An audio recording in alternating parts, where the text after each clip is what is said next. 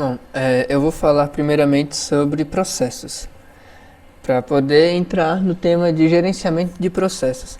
O que seria um processo? A gente aqui no Windows pode encontrar eles vindo aqui na barra de tarefas, gerenciador de tarefas.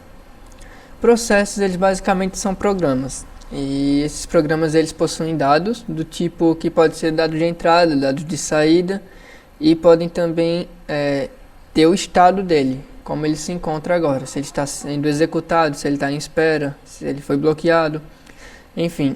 Aqui na primeira guia nós já temos o nome processos e temos os processos que no caso o meu computador está rodando nesse exato momento. Nós temos dois tipos de processo, os processos que estão rodando em primeiro plano e os processos que estão rodando em segundo plano. O que os diferencia? Para poder entrar no gerenciamento eu vou dar uma introdução sobre os processos em si. Os processos em primeiro plano, eles são os que têm interação direta com o usuário. Por exemplo, eu tenho aqui o gerenciador de tarefas que está rodando, tenho o Chrome, o OBS, enfim. Quando eu abro o Chrome, que é um programa, ele vai iniciar um novo processo, que foi agora essa janela que se abriu.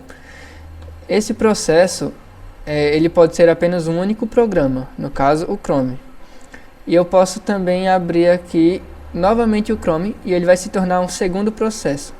O que eu quero dizer com isso é que eu posso ter um único programa dividido em dois processos. Aqui é o mesmo programa, Chrome, que é o meu browser, e ele está rodando dois processos nesse momento. Eu vou fechar aqui ele.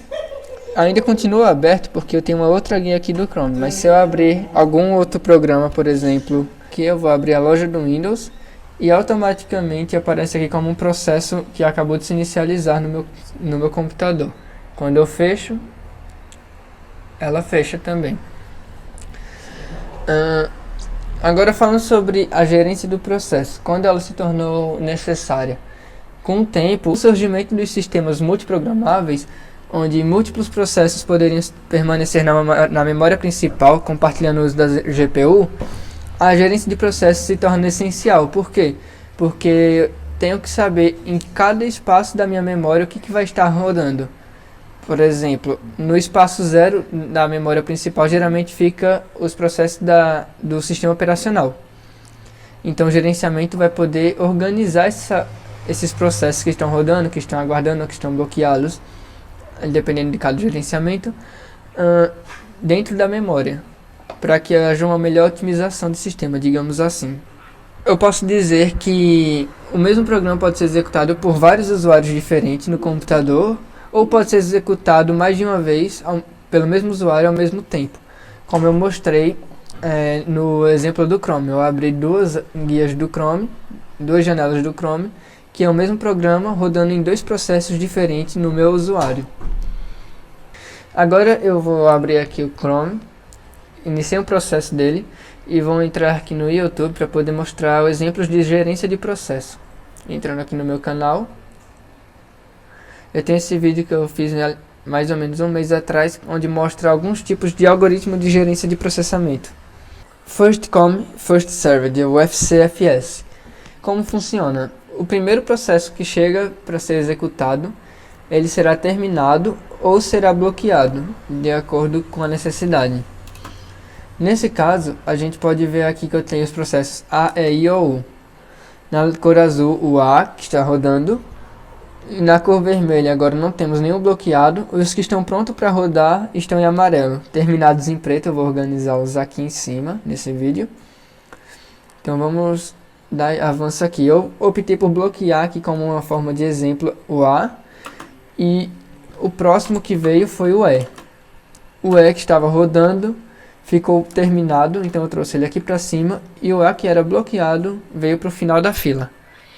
Assim eu rodo o processo da letra I e ele fica terminado, e agora o que está rodando é o processo da letra O. Ele termina, o U eu optei por bloqueá-lo também, o A termina e por fim só sobra o U, então ele vai ser terminado. Outro gerenciamento de processo nós temos é o Job, o mais curto primeiro. Como funciona? Todo processo ele tem um tempo de execução. Nesse modelo, os processos de menor duração eles serão executados primeiro. Aqui eu separei os tempos deles. O A ele ficou com um tempo de 2 na minha medição, o U com tempo de 5, o O com tempo de 10, o E com tempo de 13 e o I com tempo de 15.